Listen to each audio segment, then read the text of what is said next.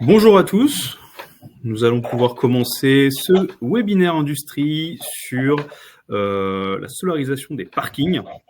Je me présente, je m'appelle Hippolyte Paul, je suis business developer spécialisé sur la partie industrie chez IDEX Énergie Solaire et je vais vous présenter ce webinaire avec monsieur Philippe Lucan que je vais laisser se présenter. Bonjour à tous, Philippe Lucan, responsable travaux chez John Deere Arclegré, où je parlerai des retours d'expérience. L'idée, c'est dans un premier temps de pouvoir vous parler un petit peu d'IDEX, bien sûr, de vous expliquer quels sont les différents sujets qui nous amènent à faire ce webinaire aujourd'hui. Et par la suite, du coup, on basculera sur la présentation du projet de John Deere sur le site d'Arclegré pour que vous puissiez en comprendre les tenants et les aboutissants. IDEX est le premier énergéticien indépendant français.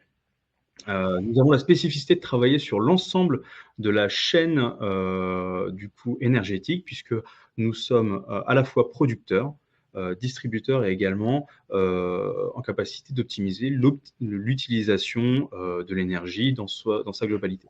Nous sommes 6700 sur l'ensemble du territoire français, répartis dans 110 agences, ayant pour objectif d'être effectivement à moins d'une heure de l'ensemble de nos clients pour pouvoir entretenir et maintenir l'ensemble des infrastructures que nous avons en déploiement. Aujourd'hui, IDEX, c'est 230 chaufferies biomasse, plus de 500 MWh de solaire installés ou en développement, 18 unités de valorisation énergétique, et 64 réseaux de chaleur et de froid sur l'ensemble du territoire métropolitain. On a vu une évolution majeure du marché de l'énergie ces dernières années. Je vais accélérer un petit peu pour essayer de rattraper légèrement le retard. Cette électrification est due notamment à l'évolution des normes et à la naissance de nouvelles normes depuis 2019, notamment depuis le décret tertiaire, où on a vu notamment dans la partie photovoltaïque et bande de recharge deux lois majeures qui sont la loi LOM, orientation et mobilité, et la loi d'accélération des énergies renouvelables en 2023, qui ont pour objectif effectivement d'accélérer la transition énergétique en utilisant les énergies renouvelables. Les deux lois qui ciblent les parkings, à raison de notre webinaire du jour, sont la loi d'accélération des énergies renouvelables et la loi LOM.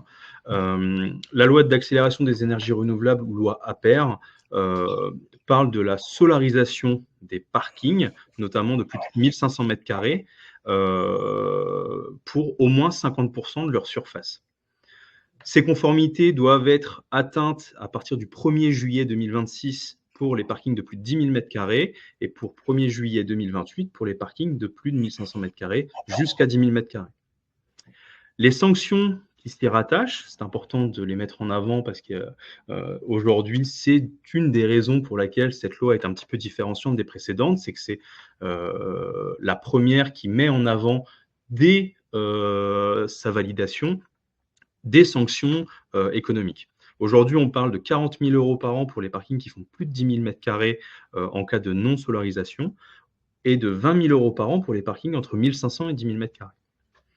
Sur la loi orientation et mobilité, le premier volet qui est le plus connu, c'est effectivement le fait d'équiper 5% des places de parking avec des points de charge, et elle est également accompagnée de la bascule des flottes de véhicules avec des véhicules électriques pour atteindre 70% des flottes pour 2030.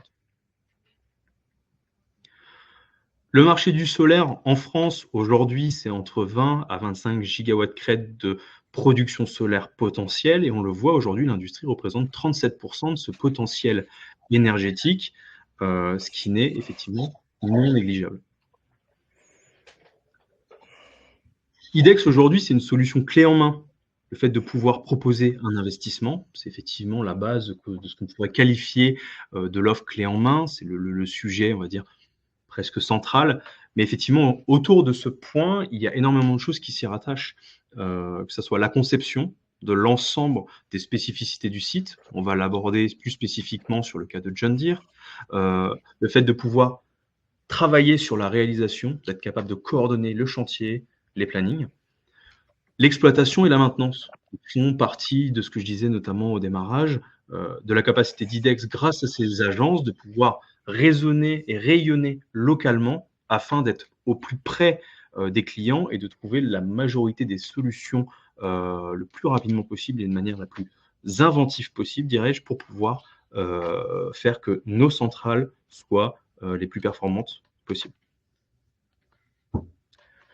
Le parking solaire chez IDEX, qu'est-ce que c'est? Alors effectivement, les plus puristes, essaieront de vulgariser au maximum en disant qu'il s'agit d'un poteau et de panneaux solaires, sur des poteaux.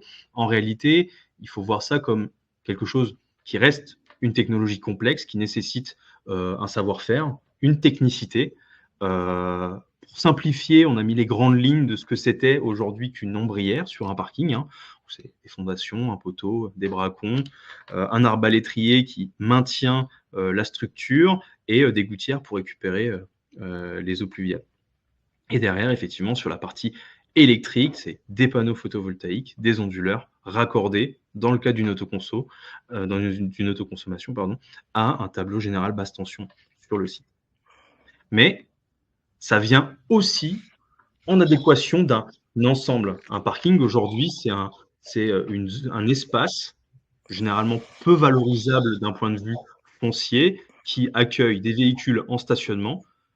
Bah, il est nécessaire de travailler sur l'ensemble de la gestion énergétique du site, c'est-à-dire qu'est-ce qu'on fait de l'énergie qui va être produite sur les ombrières, comment on peut valoriser cette énergie notamment pour la mobilité, qu'elle soit directement sur les véhicules classiques avec des bornes de recharge, la mobilité douce pour des trottinettes, des vélos, mais également comment on peut valoriser un environnement qui est aujourd'hui un terrain totalement imperméabilisé et qu'on pourrait être amené à transformer vers d'autres typologies de choses, donc reverdissement, désimperméabilisation, voilà. Voilà tous les sujets aujourd'hui qu'on doit traiter et qui sont indispensables quand on parle d'ombrières solaires.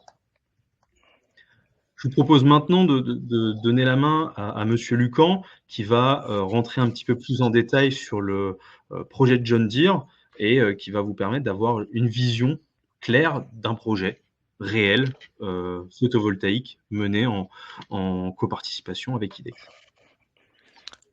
Merci, Monsieur Paul. Philippe Lucan, donc responsable des travaux. Je vais vous faire un retour d'expérience de notre projet que nous avons fait l'année dernière.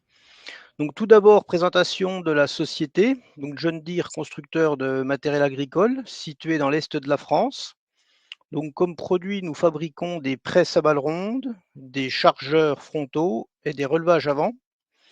Nous sommes une usine étendue sur 14 hectares avec 44 000 m² couverts et qui emploie 450 personnes.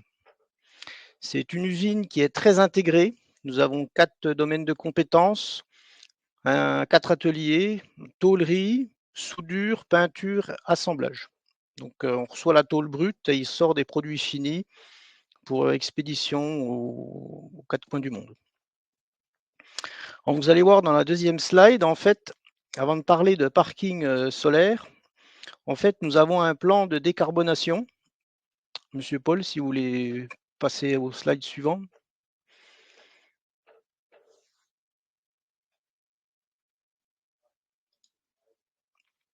Donc, dans notre plan de décarbonation, nous avons un plan d'autonomie énergétique. Pourquoi autonomie énergétique? En fait, c'est pour augmenter notre résilience face aux crises énergétiques. Donc, vous voyez les consommations électriques et gaz de 2024. Et en fait, il faut savoir qu'en 2021, on consommait 14 gigawattheures de gaz. Aujourd'hui, on en consomme 9 gigas. En électricité, en 2021, on consommait 9 gigas. En 2024, 6 gigas. Et en 2027, on consommera entre 2 et 3 gigawattheures. En fait, notre plan de décarbonation, il est constitué de 3 piliers. C'est la politique des 3 R. Le premier R, c'est réduire. Le deuxième R, c'est recycler. Et le troisième R, c'est renouvelable. C'est-à-dire qu'il faut déjà réduire sa consommation, ensuite réutiliser la chaleur perdue, et ensuite on s'attaque aux énergies renouvelables. Et c'est pour ça qu'en fait le projet photovoltaïque s'inscrit dans cette démarche. démarche d'autonomie énergétique et d'énergie renouvelable. Alors maintenant, je vais vous parler de la centrale. Donc la centrale, vous avez les chiffres principaux. Donc on a démarré la centrale en 2024. C'est une concession sur 10 ans qui permet d'économiser 16% de la consommation du site. Nous sommes en autoconsommation. Nous avons 963 kWh installés et nous allons produire environ 1 gigawattheure par an qui sera autoconsommé. Et nous avons 2 parkings sur 4500 m² d'ombrières. Donc ici, vous voyez notre site avec les 2 parkings. Donc 2 parkings de l'ordre de 2250 m² chacun. Donc en fait, nous avons 2 parkings sur 2 terrains différents avec un seul PDL. Et le challenge, en fait, c'était de relier ces 2 parkings-là tout en maintenant une activité sur le site, parce qu'on a commencé les travaux au mois d'avril en plein pic d'activité de production. Avec IDEX, nous avons eu 6 avant-projets. Je vais revenir un petit peu sur la slide d'avant pour vous montrer en fait qu'IDEX, il y a un bâtiment. Je ne sais pas si vous voyez ma souris sur l'écran. En fait, au début du projet, nous avions le projet de construire un bâtiment de 2000 m². Et donc, IDEX a assuré la maîtrise d'œuvre et la maîtrise d'ouvrage pour construire ce bâtiment où on devait initialement mettre des panneaux photovoltaïques. Et nous avons eu 6 avant-projets avant d'arriver à ce projet. Ici, vous voyez les photos des différentes onduleurs, différentes ombrières.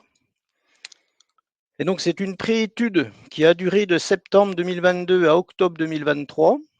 Donc, pendant cette préétude, il y a eu 6 avant-projets où IDEX a été très réactif à nos demandes. Et on a commencé les travaux en avril 2024 avec une mise en route au 30 novembre 2024.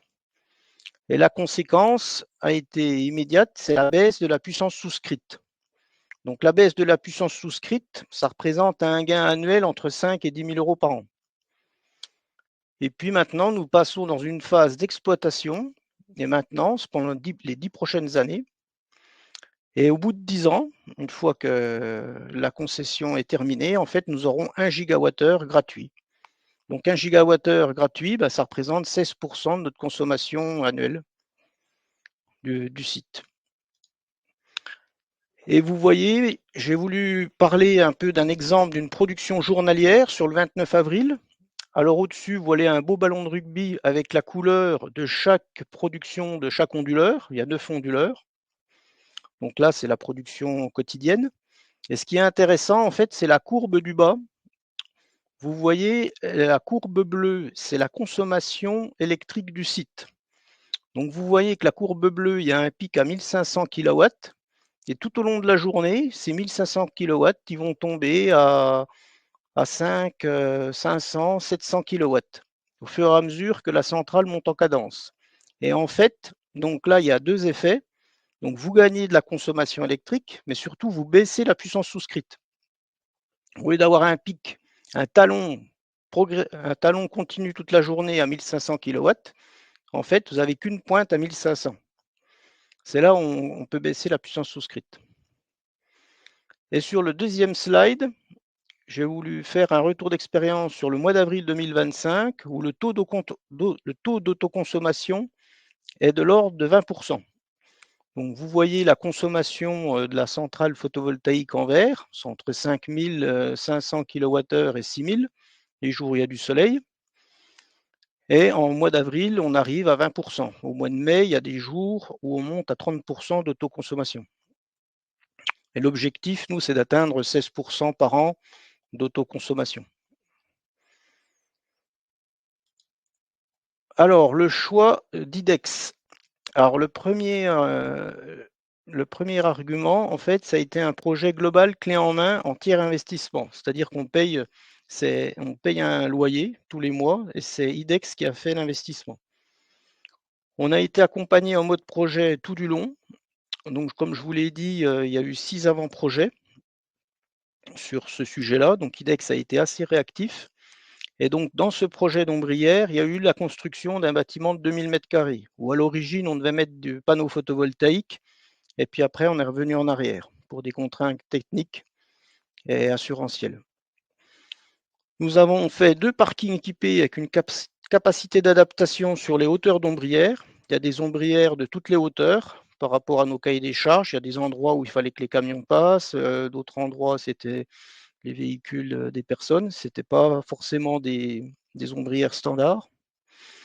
Il y a eu un respect des contraintes des bâtiments de France parce qu'on est dans une zone classée où il a fallu peindre les poteaux en marron. Et il y a eu un raccordement électrique spécifique aux caractéristiques du site. Donc les ombrières sont branchées sur nos TGBT 400 volts. Donc le challenge, il y avait un seul PDL pour 2 sites. Et le deuxième challenge, c'était en fait de travailler en terrain occupé pendant que les gens travaillaient.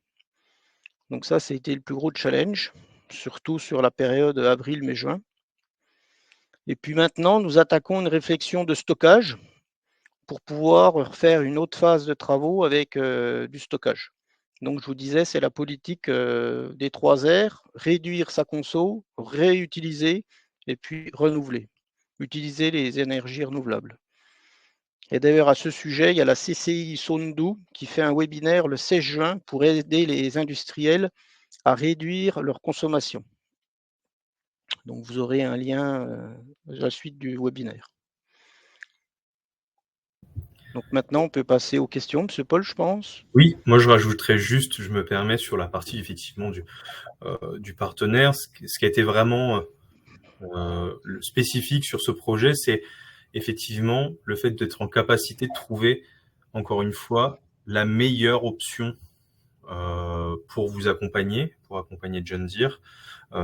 Cette option, elle est passée par de multiples réflexions, de multiples allers-retours. L'objectif qu'on s'était fixé, nous, en interne, c'était effectivement flexibilité, de la prise d'initiative, notamment sur la proposition de construction de bâtiments ou sur les hauteurs des ombrières.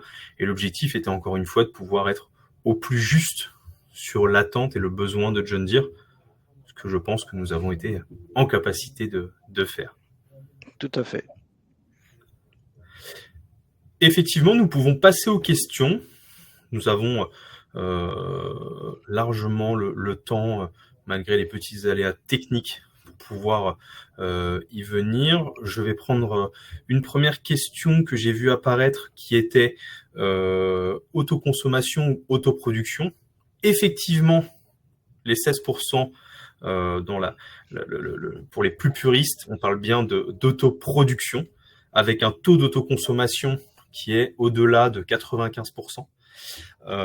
Donc nous avons un taux de couverture des besoins de John Deere de 16% et on va consommer quasiment la totalité de ce qui sera produit sur le site.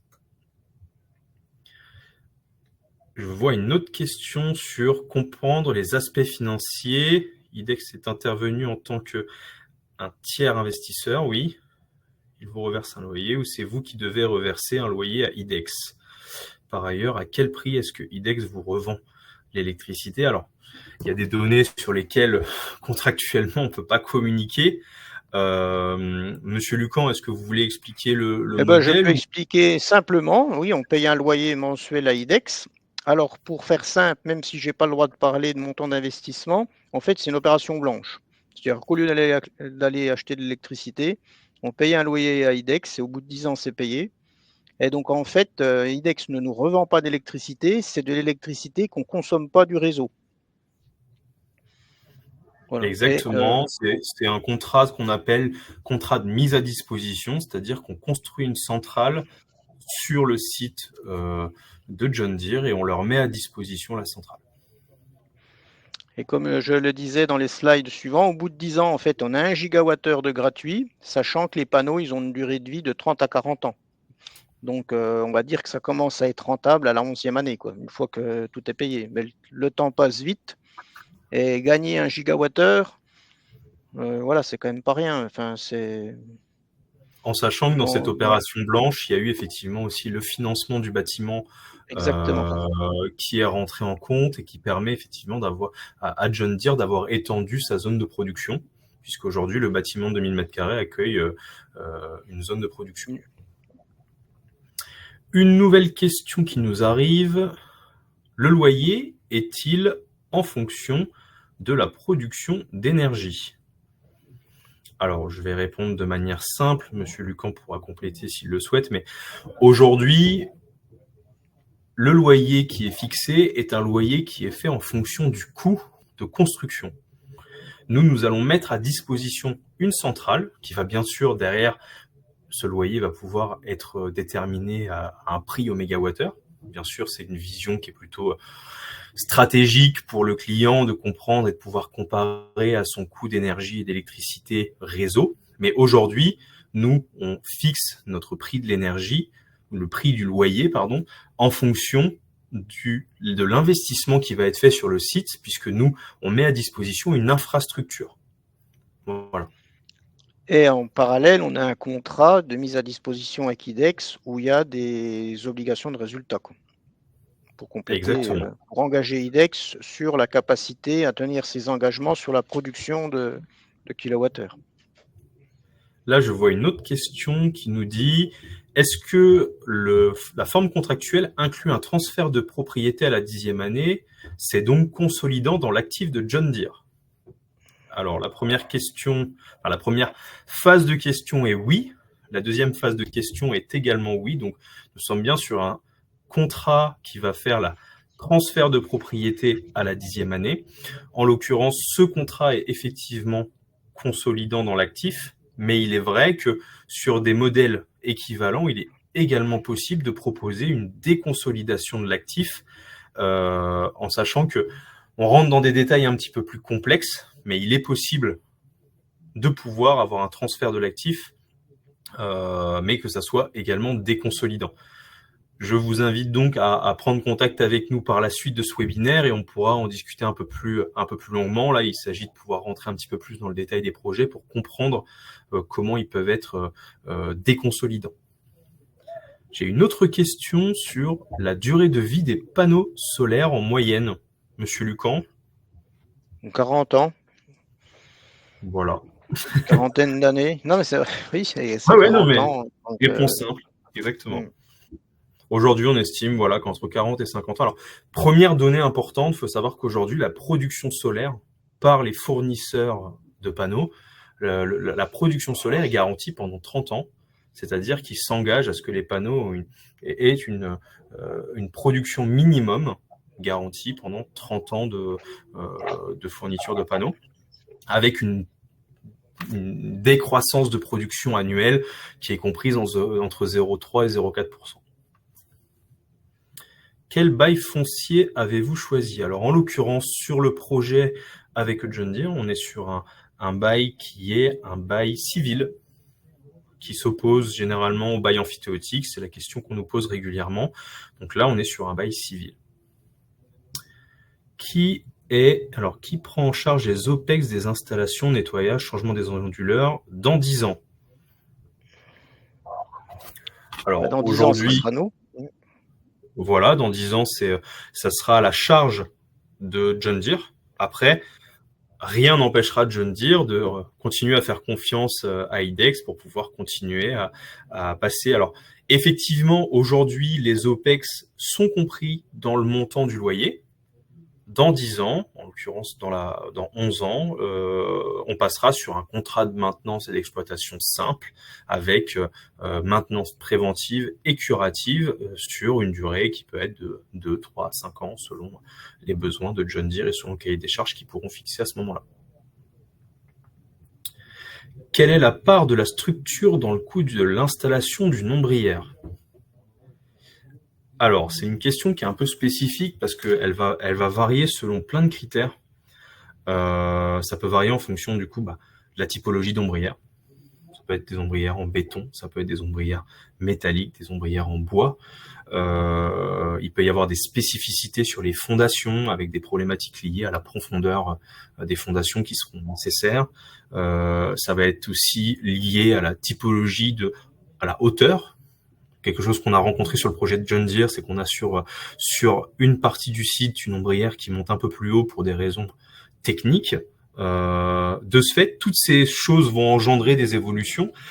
Si je prends un projet très standard, on va être sur un pourcentage qui tourne autour de 30 à 35%. Ça peut monter plus haut si on veut des ombrières, on va dire, esthétiquement mieux finies, avec de l'habillage. Typiquement, sur le site de John Deere, une des spécificités, notamment avec les bâtiments de France, c'était d'être en capacité de peindre les ombrières avec un thermolacage d'une couleur qui correspondait aux couleurs du site. Ça nous a été imposé, donc forcément, c'est une contrainte qui, chiffrée, rajoute un petit peu d'impact, mais aujourd'hui, on peut partir sur à peu près 35%.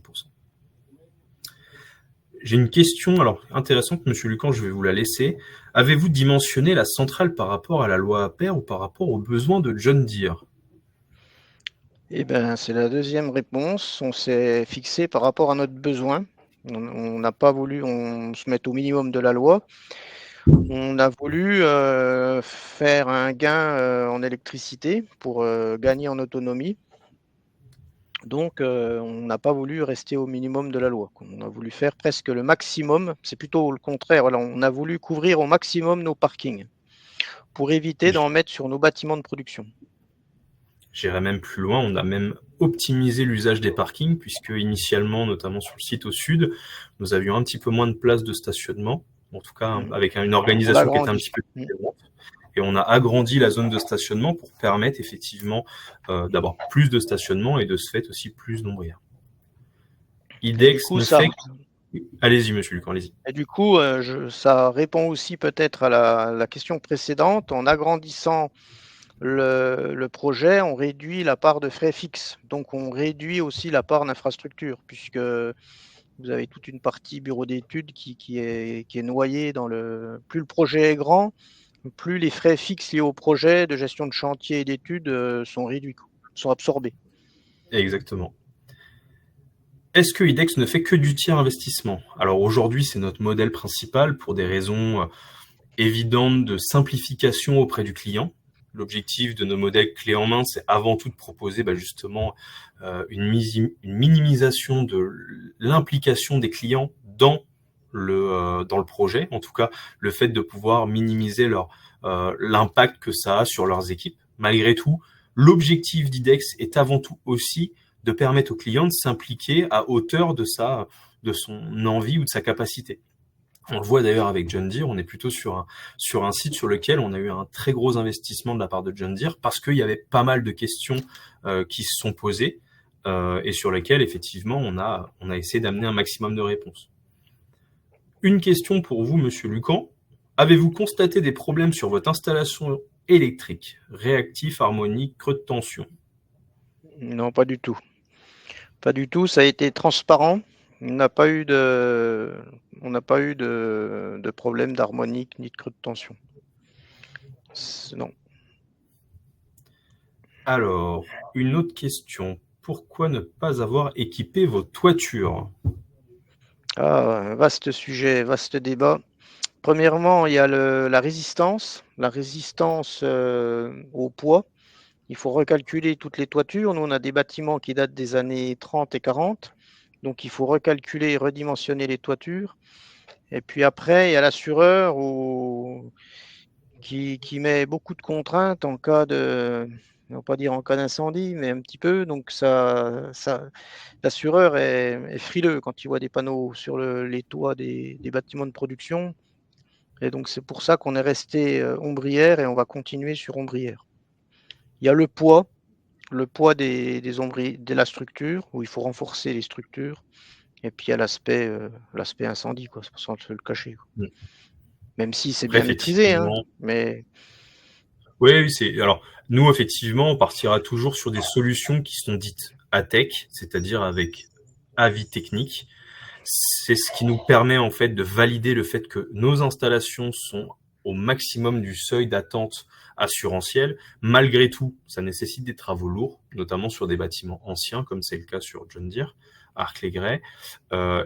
Du coup, l'objectif est de faire en sorte de répondre aux besoins tout en favorisant un projet qui a une capacité la plus logique, que ça soit techniquement, esthétiquement ou économiquement. En l'occurrence, c'est vrai que sur les toitures, on pouvait aussi imaginer qu'il allait avoir de forts coûts de rénovation ou de renforcement de structure, ce qui n'allait pas forcément être compétitif par rapport à des ombrières sur un parking non équipé. Et puis j'ajouterais, en fait, l'assureur, pour autoriser les panneaux sur le toit, nous obligeait à mettre de la technologie micro-onduleur, qui n'était pas compatible avec une technologie onduleur plus panneau. Donc ça faisait deux technologies différentes. Et personnellement, moi, j'ai jamais voulu mettre de micro-onduleur à la maison, parce que les micro-onduleurs, ça fait beaucoup plus de tirage de câbles, ça fait des panneaux en plus. Donc c'est plus moi qui n'ai pas voulu de panneaux en micro-onduleur sur les toitures. Alors, il nous reste 1 minute. Je vais prendre 2 dernières questions. Avez-vous profité des travaux pour installer des bornes de recharge sur le parking? On ne l'a pas fait dès le départ. On est en train de se poser la question. Ça va se déployer. Mais il y a d'autres sites qui l'ont fait en même temps. Allez, j'en prends 2, c'est les 2 dernières. Le loyer versé à IDEX est-il actualisé annuellement suivant le coût de l'énergie ou est-il fixe sur 10 ans? Alors, en l'occurrence, je ne vais pas donner de détails sur le contrat de John Deere. Aujourd'hui, IDEX n'actualise pas les montants suivant le coût de l'énergie, parce qu'en l'occurrence, ça peut faire des variations qui sont relativement conséquentes. On a un taux d'actualisation pour la majorité de nos contrats et on a aussi certains contrats sur lesquels nos clients souhaitent un coût fixe sur la durée. Alors les coûts fixes, forcément, on aura un coût un peu plus important en année 1 et un coût qui va rester vraiment linéaire sur l'ensemble du contrat. Là où les contrats avec une actualisation auront un prix en année 1 plus faible, mais qui va augmenter. Généralement, la moyenne sur un contrat de 10 ou 20 ans va avoir un impact quasi similaire à un loyer fixe. Voilà, donc ça c'est plutôt un choix technico-économique du client. Et enfin, dernière question pour vous, Monsieur Lucan, c'est vous qui allez clôturer, avez-vous eu des travaux importants d'adaptation du TGBT? Alors TGBT, ça a été transparent puisque vous êtes venu nous se raccorder sur nos TGBT 400 volts, un au sud, un au nord. Donc on n'a pas eu de travaux sur le TGBT. Vous avez rajouté des armoires, mais ça s'est connecté en parallèle. Voilà, je pense que nous avons fait le tour des questions du jour. Pour les questions auxquelles on n'a pas pu répondre, parce qu'effectivement, la question, l'encart question s'est activé assez vite. Pour toutes les questions auxquelles il n'y a pas eu de réponse, on va apporter des réponses par mail aux participants et vous aurez un maximum de retours de notre part. N'hésitez pas à renvoyer des mails à l'adresse mail que vous avez ici et le webinaire sera visible avec les coupures et tous les problèmes de connexion sera visible par la suite. Donc, vous pourrez refaire un tour, revoir un peu tous les sujets et vous pouvez nous contacter sur l'adresse mail que vous avez sur le slide ici même. Je vous souhaite une excellente journée. Au revoir à tous. Au revoir, Monsieur Lucan. Merci à tous. Au revoir.